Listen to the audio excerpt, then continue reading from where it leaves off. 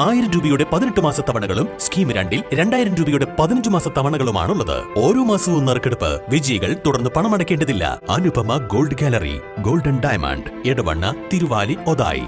വിദേശത്തെ ജോലി വാഗ്ദാനം ചെയ്ത് സന്ദർശന വിസ നൽകി ലക്ഷങ്ങൾ തട്ടിയതായി പരാതി. തിരുവനന്തപുരം മുതൽ കാസർഗോഡ് വരെയുള്ള ജില്ലകളിലെ യുവാക്കൾ തട്ടിപ്പിനിരയായിട്ടുണ്ട്. മലപ്പുറം മമ്പാട് കാട്ടുമുണ്ട സ്വദേശി ജാഷിദ് എന്ന ആൾക്കെതിരെയാണ് പരാതി. തട്ടിപ്പിനിരയായവർ അതാത് പോലീസ് സ്റ്റേഷനുകളിലും മലപ്പുറം ജില്ലാ പോലീസ് മേധാവിക്കും സൈബർ സെല്ലിനും പരാതി നൽകിയിട്ടുണ്ട്. 23 യുവാക്കളാണ് നിലവിൽ മലപ്പുറം ജില്ലാ പോലീസ് മേധാവിക്ക് പരാതി നൽകിയിട്ടുള്ളത്. ഇവരെ കൂടാതെ 100ഓളം പേർ തട്ടിപ്പിനിരയായതായും പറയുന്നുണ്ട്. തട്ടിപ്പിനിരയായ യുവാക്കൾ നിലമ്പൂർ പോലീസ് സ്റ്റേഷനിലെത്തിയും പരാതി നൽകിയിട്ടുണ്ട്. സംഭവത്തിൽ മലപ്പുറം പോലീസ് കേസ് രജിസ്റ്റർ ചെയ്തിട്ടുണ്ട്. സൈബർ സെല്ലും അന്വേഷണം നടത്തുന്നുണ്ട്. ഫേസ്ബുക്കിലൂടെ പരസ്യം നൽകിയാണ് തട്ടിപ്പിന് കളമൊരുക്കിയത്. വിസ പ്രോസസിംഗ് ആരംഭിച്ചുവെന്ന് ബോധിപ്പിച്ച് ഇവരിൽ നിന്ന് പണവും വാങ്ങി ജോലിയും വിസയും ലഭ്യമാകാതെ വന്നതോടെയാണ് ഇവർ പരാതിയുമായി മുന്നോട്ട് വന്നത്. പണത്തിനായി സമീപിക്കുമ്പോൾ ഉടമകൾ ഫോണെടുക്കുന്നില്ലെന്നും പരാതിയിലുണ്ട്.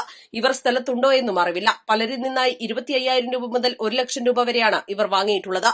വിദ്യാഭ്യാസ യോഗ്യത ആവശ്യമില്ലാത്ത ജോലിക്കാണ് ഇവർ ആളുകളെ ക്ഷണിച്ചത്.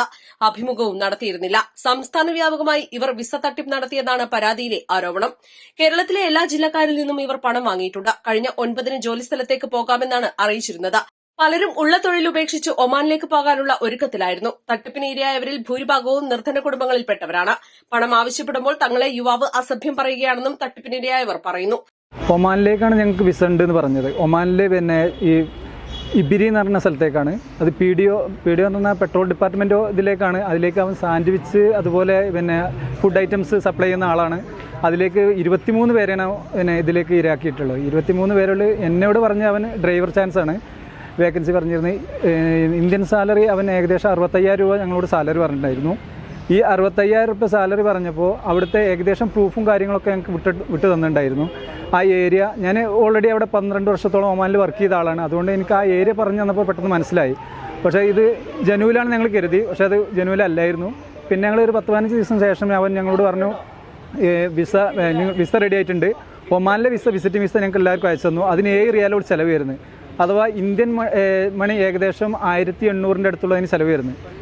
1,800. പക്ഷേ ഞങ്ങൾക്ക് ആ വിസിറ്റിംഗ് വിസ എടുത്തതിന് ശേഷം അവൻ പിന്നെ ഞങ്ങളോട് പറഞ്ഞു ദുബായിലേക്കുള്ള വിസിറ്റിംഗ് വിസ എടുത്തു തരാം.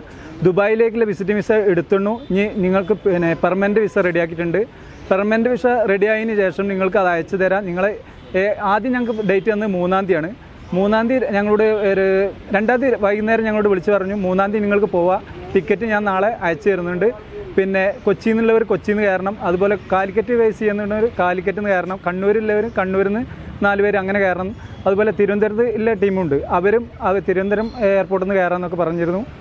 പിന്നെ പുള്ളി ഞങ്ങളോട് 4-5 ദിവസം കഴിഞ്ഞപ്പോൾ പറഞ്ഞു എനിക്ക് ചെറിയൊരു ഡിലേ വന്നിട്ടുണ്ട്, വിസയിൽ ചെറിയ പ്രോബ്ലംസ് ഉണ്ട്, അത് കാരണത്താൽ കുറച്ച് ലേറ്റ് ആവുമെന്ന് പറഞ്ഞു.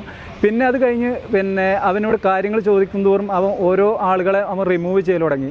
അവൻ എന്നോട് പറഞ്ഞു നീ ക്യാഷ് തന്നില്ലേ, നിങ്ങൾക്ക് വിസ വേണമെന്നുണ്ടെങ്കിൽ നിങ്ങൾ വെയിറ്റ് ചെയ്യണം, ഇല്ല എങ്കിൽ നിങ്ങളെ പണി നോക്കി അങ്ങനെ ഭീഷണിപ്പെടുത്തൽ തുടങ്ങി. പിന്നെ കാര്യങ്ങൾ ചോദിക്കും തോറും അവൻ ഞങ്ങളെ റിമൂവ് ചെയ്യൽ തുടങ്ങി. ആ റിമൂവ് ചെയ്ത് കഴിഞ്ഞപ്പോൾ പിന്നെ എനിക്ക് ആ കോണ്ടാക്ട് അവന് 15 പേരെ വെച്ചേണ്ട ഒരു ഗ്രൂപ്പ് വെച്ചായിരുന്നു ആദ്യം. പിന്നെ ഞങ്ങളൊരു 8 പേരെ വേറെ വീണ്ടും പോലെ വേറൊരു ഗ്രൂപ്പുണ്ട്. അത് വേങ്ങര ടീമാണ്. വേങ്ങര അല്ലേ പറഞ്ഞിരുന്നു തോന്നുന്നു, വേങ്ങര ടീമാണ്. അപ്പോൾ വേങ്ങര ടീമും ഇത് ഞങ്ങളുമായിട്ട് കോണ്ടാക്ട് ചെയ്തു. അപ്പോൾ അവരും ഇതുപോലെ കബളിക്കപ്പെട്ട ടീം തന്നെയാണ്. അപ്പോൾ ഇങ്ങനെയൊക്കെ ഞങ്ങൾ സംഭവം ഉണ്ടായത്. ഞങ്ങൾ സമീപിച്ച് ജുനൈദ് എന്ന ഫസ്റ്റ് പരിചയപ്പെടുത്തിയത്. അതിനുശേഷം Ponnani.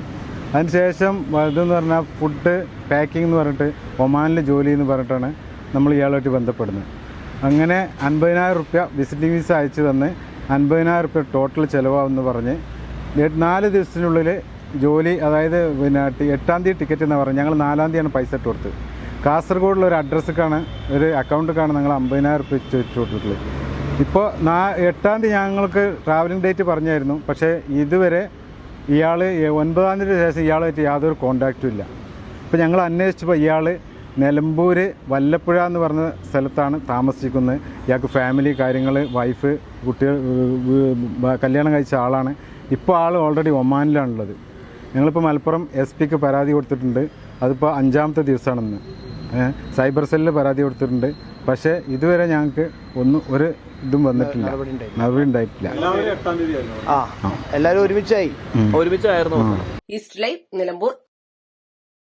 Lenora, Lenora is different from others. Years of perfect stitching experience.